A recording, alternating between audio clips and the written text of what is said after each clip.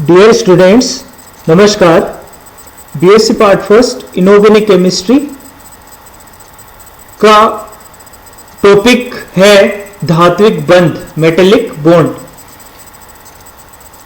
Metallic bond समझने से पहले हम समझते हैं मेटल, धातु के बारे में।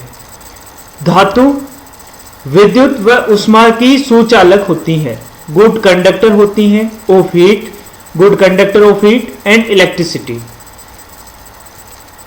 इनमें धात्विक चमक, मेटेलिक लस्टर पाया जाता है। ये डक्टाइल होती हैं, तन्य होती हैं। इनको खींचकर तार बनाए जा सकते हैं या इनको पीटकर चादर बनाई जा सकती हैं। मेलिएबल, आघातवर्धनीय होती हैं धातुएं। धातुएं धन विद्युतीय तत्वों से बनी होती हैं। इनका क्वथनांक, बॉइलिंग पॉइंट उच्च होता है, घनत्व डेंसिटी उच्च होता है और इसमें टफनेस होती है, कठोरता होती है। कठोरता क्यों होती है? मेटेलिक बॉन्ड के कारण होती है। मेटेलिक बॉन्ड में आयनिक बॉन्ड और कोवेलेंट बॉन्ड दोनों के लक्षण होते हैं। इसकी डेफिनेशन है, दो समान कम विद्युत ऋणात्मकता वाले तत्वों के परमाणुओं के मध्य बंध।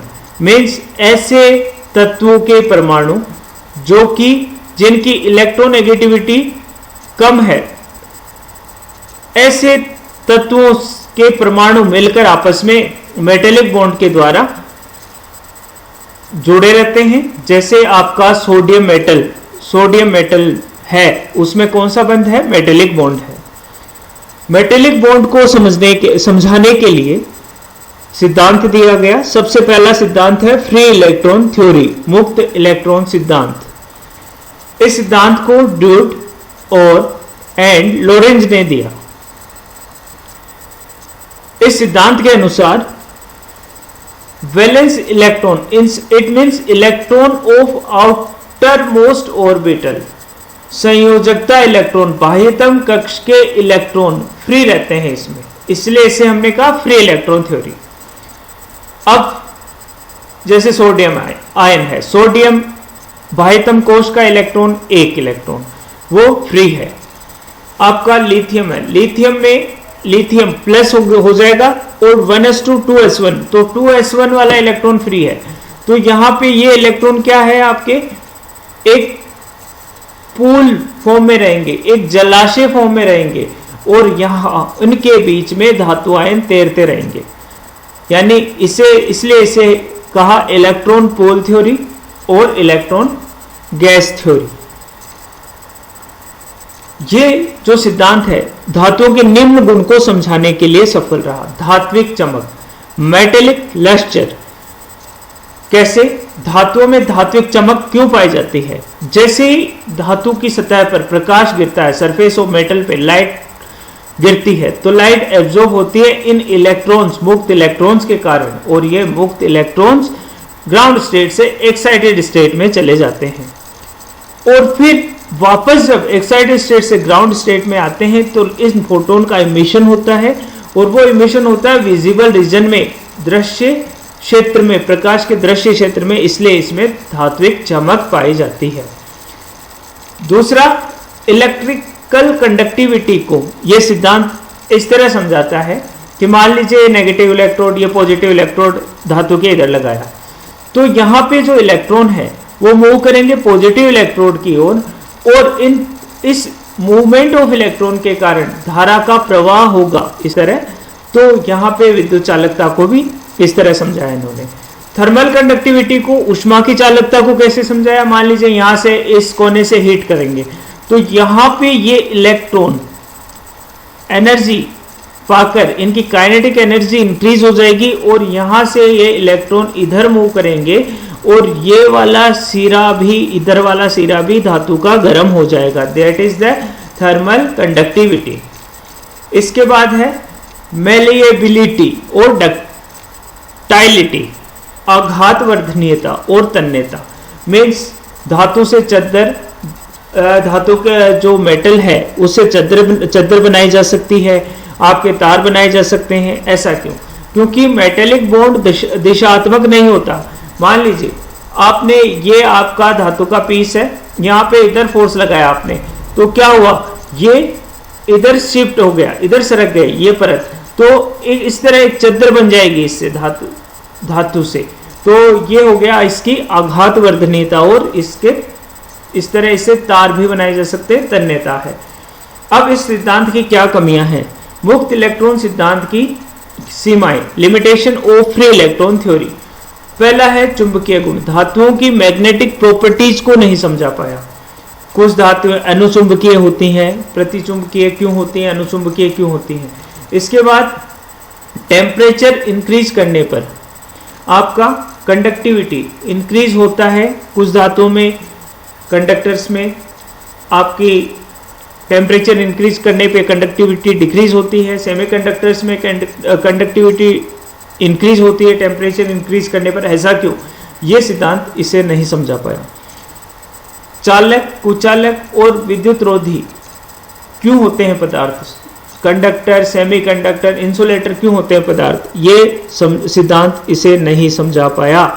और मेटेलिक बॉन्ड अगर है तो वो समान रूप से कठोर क्यों नहीं होती सभी धातुएं, कुछ धातुएं ज्यादा कठोर होती हैं, कुछ लचीली होती हैं, ऐसा क्यों? फिर है संयोजकता बंध सिद्धांत, वैलेंस बॉन्ड थ्योरी। इसे दिया पॉलिंग ने। पॉलिंग ने इस सिद्धांत में रेजोनेंस सिद्धांत का प्रयोग करके इस थ्योरी दी, जिसे हमने कहा संयोजकता बंध सिद्धांत। धातु परमाणु के मध्य अनुनाद करने वाले सहसंयोजक बंधों के रूप में धात्विक बंध की प्रकृति समझाई जा सकती है। कैसे?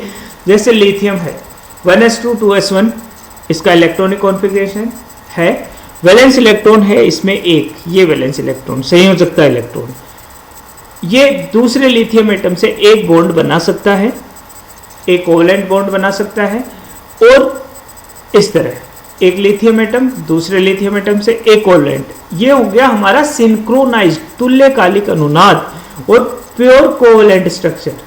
लेकिन अगर ऐसी ही लिथियम की स्ट्रक्चर होती ना, तो लिथियम स्टेबल नहीं होता, बहुत कम स्टेबिलिटी होती। लेकिन लिथियम मेटल तो स्टेबल है, बॉन्ड मतलब मेटेलिक बॉन्ड स्टेबल है उसमें। इससे स्टेबिलिटी को समझाने के लिए पॉलिंग ने अनसिंक्रोनाइज्ड रेजोनेंस की अवधारणा दी, विषम तुल्यकालिक अनुनाद। उसमें उसने कहा कोवेलेंट और आयनिक स्ट्रक्चर दोनों होती हैं। कैसे? ये प्योर कोवेलेंट हो गया, ये प्योर कोवेलेंट, और ये ionic structure. Ionic structure, this is ionic structure, ये आयनिक स्ट्रक्चर, ये आयनिक स्ट्रक्चर और ये आयनिक स्ट्रक्चर। आयनिक स्ट्रक्चर को समझाने के लिए मान लीजिए ये लिथियम एटम है, ये दूसरा लिथियम एटम है, यहाँ पे हमारे पास है 1s2 2s1, यहाँ से 2s और 2p की एनर्जी में ज़्यादा अंतर नहीं है, इसलिए 1s से इलेक्ट्रॉन जंप किया 2px1 में, और यहाँ पे ये हो गया लिथियम प्लस। अब इसके बाद ये हो गया, ये जंप किया इलेक्ट्रॉन तो ये लिथियम प्लस हो गया, और ये यहाँ पे जो इलेक्ट्रॉन आया 2px1 में, ये आया आपका लिथियम माइनस हो गया। उससे क्या हुआ, 1s और 1s2 2s1 2px1 2s 2p, इन्होंने इनके पास एक एक अनपेयर्ड इलेक्ट्रॉन है, और यहाँ पे इन्होंने हाइब्रिडाइजेशन किया और sp हाइब्रिड ऑर्बिटल बनाया, और इस तरह ये एक लिथियम जो लिथियम माइनस एटम है, ये दो लिथियम एटम से कोवेलेंट बॉन्ड बना सकता है। इसके बाद इसमें ये जो 2s0 लिथियम प्लस में और 2p y0 और 2p z0 ये खाली रह गए, इससे हमने कहा मेटेलिक ऑर्बिटल, धात्विक कक्षक। इसके बाद है limitation of valence bond treatment, संयोजकता बंध सिद्धांत की सीमाएं। संयोजकता बंध सिद्धांत इलेक्ट्रिकल कंडक्टिविटी, वैद्युत चालकता को नहीं समझा पाया। दूसरा है धातुएं सेमीकंडक्टर क्यों होती है, धातुओं में अर्धचालकता को नहीं समझा पाया। कंडक्टिविटी चेंज होती है, टेम्परेचर बढ़ाने पर कंडक्टिविटी कम होती है या ज्यादा होती है, ऐसा क्यों होता है, ये सिद्धांत नहीं समझा पाया। धात्विक चमक क्यों होती है, ये भी सिद्धांत नहीं समझा पाया। मींस फ्री इलेक्ट्रॉन थ्योरी और वैलेंस बॉन्ड थ्योरी दोनों फेल थ्योरी हैं। बाद में धातुओं के गुणों को समझाने के लिए, मेटेलिक बॉन्ड के गुणों को समझाने के लिए बैंड थ्योरी आई, वो पढ़ेंगे हम नेक्स्ट।